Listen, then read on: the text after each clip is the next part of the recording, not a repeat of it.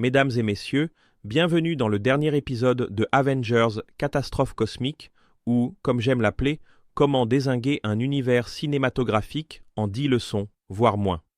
Les décors les plus récents semblent avoir été conçus par un architecte qui a un peu trop joué à SimCity. On a des terrains de foot constellés de cratères.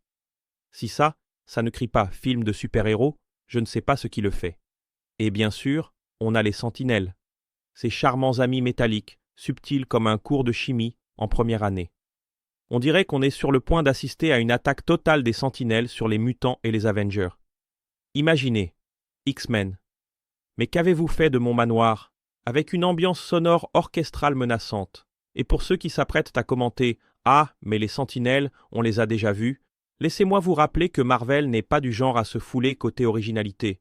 Seulement, maintenant, ils sont plus fidèles aux comics, ce qui est une façon polie de dire plus gros et plus flippant. On dirait qu'ils ont abandonné l'idée des aspirateurs géants, non? Et en parlant de recyclage, on a des bouts de décor qui sont un véritable patchwork de la franchise. Un Deadpool par-ci, un Wolverine par-là, et peut-être quelques restes d'un film qu'on préfère tous oublier. Un peu comme cet ami qui insiste pour venir aux soirées sans y être invité. Et si vous pensez que ça ressemble à une orgie de fanservice absolument magnifique, vous avez parfaitement raison. Alors, à quoi s'attendre?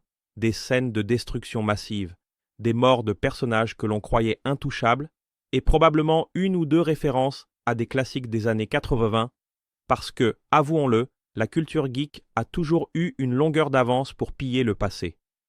Et si vous êtes encore en train de regarder ça, mes félicitations. Vous avez réussi notre test de résilience et vous méritez une récompense.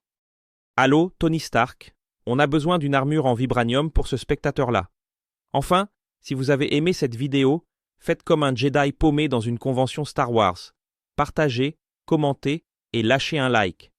Après tout, regarder sans s'abonner, c'est comme sauter dans le terrier du lapin sans dire au revoir à Alice.